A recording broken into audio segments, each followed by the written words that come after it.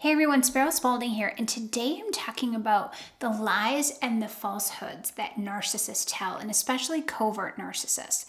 This is just a part of their makeup. This happened so early on in their development because they had unsafe caregivers, and they learned in order to survive, they had to lie and create falsehoods so that their caregivers wouldn't know the real them and see the real them and be disenchanted, and they would get abused, or somehow life would be very uncomfortable for them. So this is a trait that they learn early on, and unfortunately what happens is they build a whole identity on these falsehoods, right? And sometimes if a covert narcissist is budding and living a very disenchanted life with parents, for whatever reason, very dysfunctional family, they will create little fantasies in their head of what life's going to be like someday, or what life is really like now. Like, they'll deny the truth about things.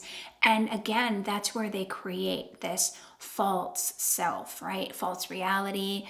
Someday I'm going to be this, or I'm going to do this, or they'll create little fantasies in their head where they will escape to different worlds. I mean, I see this all the time, and especially in the adolescent phase, I see this a lot. And with boys too. Adolescent boys are really good at, creating these false worlds in their head and using their imaginations. But sadly, what happens is they build their sense of self on these false narratives about the world that really, probably keep them from going crazy, right? So there's a use for it at the time, but unfortunately then, as the personality develops, it kind of hardens, and then it's really hard to unlearn and unravel those false narratives. But what happens is these people go out into the world, right? And they're very disenchanted, or they're very terrified of the truth. The truth is like kryptonite to them. It is so painful. It's like a vampire stepping out into the sun, literally. And I'm pretty sure the person who coined the term "the truth hurts" was a covert narcissist, because for some people it really does hurt. So they will do anything and everything to avoid that pain. So one of the biggest things that they do, unfortunately, is tell lies. They tell little lies, they tell big lies, and they tell all the lies in between, because they just can't deal with reality. And especially when it has to do with themselves. So again, with covert narcissists, you'll also see concurrent substance abuse typically, because they just can't handle reality on its own terms. They have to constantly alter reality. What better way to do that than with substances, right? So reality is really uncomfortable, and the shame that happens when someone sees that they are not perfect is really, it's overwhelming for a covert narcissist. The average person might say, "Oh gosh, I'm so embarrassed I did this or said that."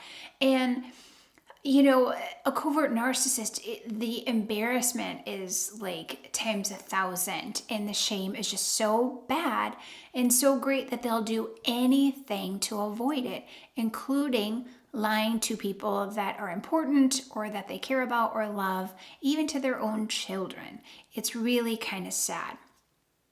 But the lies, it's what keeps their structure intact. So if they start telling themselves the truth, or start telling you the truth, they're so scared they don't even know what they're afraid of, but they are afraid of their false self collapsing and then not having an identity whatsoever. Which, think about it, for anyone that would be terrifying, right? I think I know who I am, and all of a sudden I don't have an identity. So, of course, we can empathize with that to a degree. It's hard to have empathy when the person continuously lies to you, right? Because then you're feeling like, after a while, is this person just evil? They're looking me in the eye and they're telling me lies, things that aren't true. And so, it can be terrifying for the other person, right? For the non-narcissistic partner to be like, "Oh my gosh, what is happening here?" It causes a lot of problems in the partner. It causes depression. It causes, trauma. It causes, stress, all kinds of things can affect your sleep, can affect everything. And especially if you tend to be that person who confronts, right? If you're confronting this layer, there's going to be a lot of arguing. And I will put a link up above for another video I just recently made on circular arguments, right? This is another thing that a narcissist will do to continuously avoid having to tell the truth, right? Because it's painful for them. But the lies and the falsehoods are really painful for us, aren't they? They're really tough. And, we have to remember, especially in this day and age, people talk about versions of the truth. There really aren't versions of the truth. There's one truth, especially when it's between two people. This happened, then this happened, then this happened, or this happened, then I said this, or you did this. There's one truth. And sometimes people interpret things slightly differently. But with a covert narcissist, your interpretation could be over here and theirs could be way over here. And there's nothing in common with them. Does this make sense? If this is resonating with you, please, by the way, click below, like, share, and subscribe. And I know this is a problem for so many people who have been with covert narcissists. And then we just hyper focus because after a while, we can't believe anything that they're telling us, right? It's like, hey, did you shut the front door? Yeah, I did. And then we have to go check because we don't believe that they shut the front door. So that's where it really creates a lot of stress and anxiety in the other person. So a lot of times when they're lying to you, it's really to avoid any perceived criticism. And I talk about this in some of my other videos. It's like they will do anything. Basically, when you're lying, you're kind of selling your soul. It's like they will sell their soul to not feel shame, to not feel criticized, to not feel exposed or put upon, whatever, right? So I'm going to give you an example of something that a narcissist will do, like a tiny little lie to avoid the criticism. So let's say I'm with a narcissistic partner, a covert narcissist, right? And he goes out for a couple of drinks and comes back and I say, oh, well, how many drinks did you have? And he says, oh, well, I had 3. And I say, oh, you had 3? And then you drove home? Oh, well, no, I had 2. And then I had a sip of the 3rd. I didn't really finish it. So really, technically, I just had 2. And then you're like, probably a lie, right? And, for all intents and purposes here, it is a lie. But that's the kind of stuff they do. So if you're with a covert narcissist and you hear them backpedal a lot, that is them altering the truth, distorting the truth to avoid the argument, but to avoid any perceived judgment or criticism. Their egos, their sense of self is so fragile, they can't handle it. Right? Somebody with a strong sense of self might say, yeah, I had 3 drinks. Yeah. And I drove. Maybe it wasn't the best idea.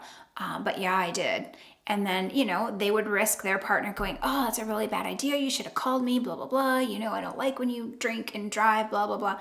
But their ego or their personality can withhold that argument. And they can say, you know what, you're right. Next time, I'm sorry, I will call you or I'll call an Uber.